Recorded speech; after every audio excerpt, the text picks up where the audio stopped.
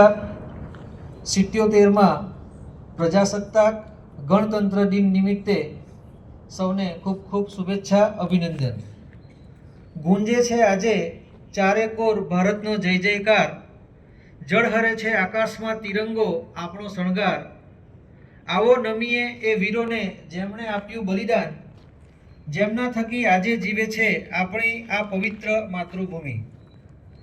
આજના કાર્યક્રમના ધ્વજ પ્રમુખ અને ખાસ અમેરિકાથી વતનના વહાલે ખેંચાઈને આપણા આંગણે પધારેલ આ શાળાના ભૂતપૂર્વ વિદ્યાર્થી મૂળ દેગામના શ્રી મહેશભાઈ લાડ સાહેબ, સંસ્થાના પ્રેરણારૂપ મેનેજિંગ ટ્રસ્ટી શ્રી હર્ષદરાય દેસાઈ સાહેબ, ટ્રેઝરર શ્રી બળવંતરાય દેસાઈ સાહેબ, કેમ્પસ ડાયરેક્ટર અને સહકારી આગેવાન આદરણીય શ્રી પરિમલભાઈ દેસાઈ સાહેબ, દેગામના પ્રથમ નાગરિક સરપંચ શ્રી હિતેશભાઈ, માજી સરપંચ શાંતાબેન, ડેપ્યુટી સરપંચ શ્રી ધર્મેશભાઈ લાડ, શ્રી ચંદ્રકાંતભાઈ, શાળાના પાયા સમાન મારા સાથી શિક્ષક ભાઈ બહેનો, ગૃહપતિ, ગૃહમાતા અને આજે જે સુંદર દેશભક્તિ ગીત રજૂ કરનાર દીકરીઓ છે, અહીં ઉપસ્થિત તમામ રાષ્ટ્રપ્રેમી સજ્જન નાગરિકો, વાલીઓ અને મારા વહાલા વિદ્યાર્થી ભાઈ બહેનો, આજે 77માં પ્રજાસત્તાક પર્વ તિરંગાની છત્રછાયામાં ઊભા રહીને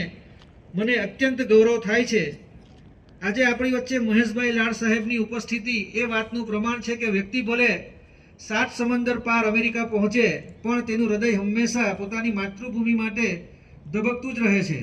મહેશભાઈ, આપની સફળતા અમારા વિદ્યાર્થીઓ માટે જીવંત પ્રેરણા છે. આપણી શાળા પણ આજે પ્રગતિના નવા સોપાન સર કરી રહી છે. શાળા વ્યવસ્થાપન સમિતિના માર્ગદર્શન અને અથાગ પ્રયત્નોથી આ વર્ષે આપણી શાળાને ધોરણ 11 સામાન્ય પ્રવાહના ગ્રાન્ટેડ વર્ગની મંજૂરી મળી છે અને જેમાં 43 બાળકો અભ્યાસ કરે છે.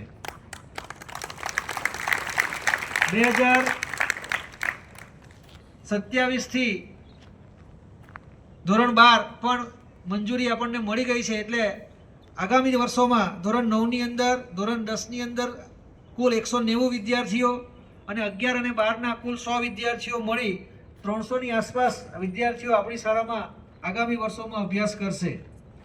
શિક્ષણની સાથે વ્યવસાયિક સજ્જતા માટે એગ્રીકલ્ચરનો વિષય પણ કાર્યરત છે અને આગામી વર્ષે આપણી સંસ્થામાં આઈટી અને આઈટીઝ શરૂ કરવાના પણ સક્રિય પ્રયાસો સંચાલક મંડળ દ્વારા થઈ રહ્યા છે. સંસ્થાના સંચાલક મંડળનું કાર્ય ખરેખર વંદનીય છે. જેઓ કુમાર અને કન્યા છાત્રાલયની માન્ય સંખ્યા ઉપરાંત વધારાના 70 બાળકોનો રોજનો તમામ ખર્ચ ઉઠાવીને તેમને શિક્ષણના મુખ્ય પ્રવાહમાં જોડી રહ્યા છે. આ શિક્ષણનું ભગીરથ કાર્ય આપણા સૌના માટે પ્રેરણારૂપ છે. આગામી સમયમાં આપણે નવું પુસ્તકાલય આપણે બધા જોઈ શકીએ છીએ કે કામ ચાલે છે અને અન્ય પ્રોજેક્ટ્સ પણ સંસ્થા શરૂ કરવા જઈ રહી છે, જેમાં આપ સૌના સાથ અને આશીર્વાદની અપેક્ષા પણ રાખવામાં આવે છે. આજના આ મંગલ અવસરે આપણે કેટલાક દાતાઓનો હૃદયપૂર્વક આભાર માનીએ. જેમ કે બરોડાના શ્રી બળવંતરાય ગેલાભાઈ દેસાઈ તરફથી એમના ધર્મપત્ની પદ્માબેનની યાદમાં સંસ્થાને 5 લાખ રૂપિયાનું દાન આપવામાં આવેલું છે.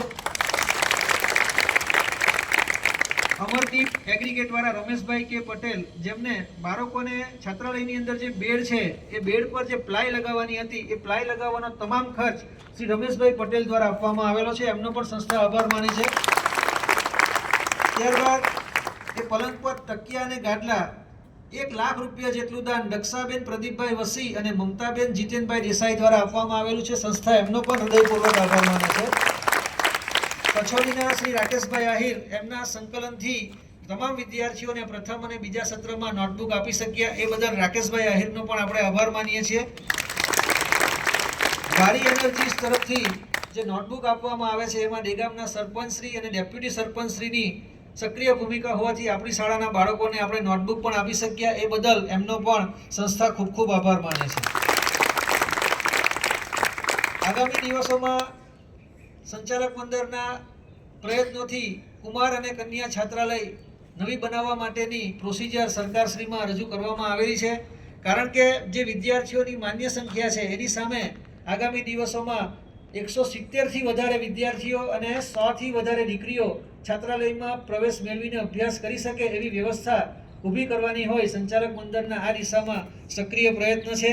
આશા રાખીએ કે આપણને એમાં સફળતા મળે.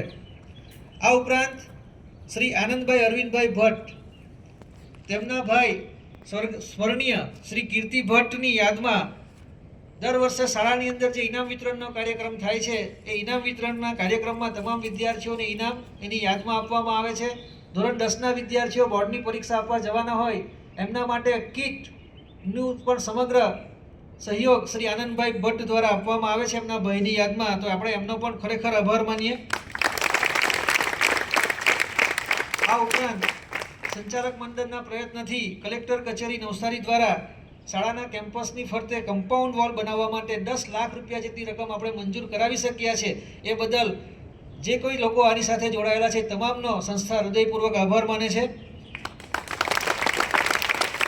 સાથે સાથે આગામી દિવસોમાં લાઇબ્રેરીનું જે કામ ચાલે છે એમાં રાજેશભાઈ દિલીપભાઈ દેસાઈ તરફથી એમના મધર દ્વારા ઉર્વશીબેન દ્વારા 2 લાખ રૂપિયાનું દાન, આ ઉપરાંત બીજું 20,000 રૂપિયાનું દાન પણ આ સંસ્થાને આપવામાં આવેલું છે, જેથી કરીને બાળકો શિક્ષણની સાથે સાથે સહ અભ્યાસક પ્રવૃત્તિને લગતા પુસ્તકોનું વધારે વાંચન કરીને પ્રગતિ કરી શકે.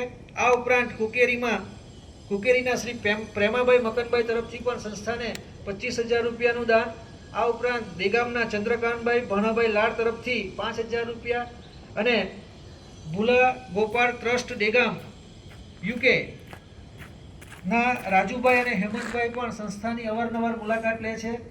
ભૂતકાળની અંદર પાવર સપ્લાયનો પ્રોબ્લેમ હોવાને કારણે સંસ્થાનું વહીવટી અને શૈક્ષણિક કાર્ય ન ખોરવાય એ માટે શાળાની અંદર ઇન્વર્ટર પણ એમના દ્વારા લગાવી આપવામાં આવેલા છે, જેથી વિદ્યાર્થીઓ અંધકારમાં પણ લાઇટની મદદથી અભ્યાસ કરી શકે. તો એ ભોલા ગોપાળ દેગામ ટ્રસ્ટનો પણ સંસ્થા ખરેખર દિલથી આભાર માને છે.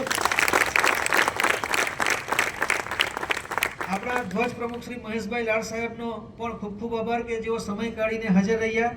સંચાલક મંડળના તમામ ટ્રસ્ટીઓનો જેમને મક્કમ માર્ગદર્શન હેઠળ આ સંસ્થા વટવૃક્ષ બની રહી છે.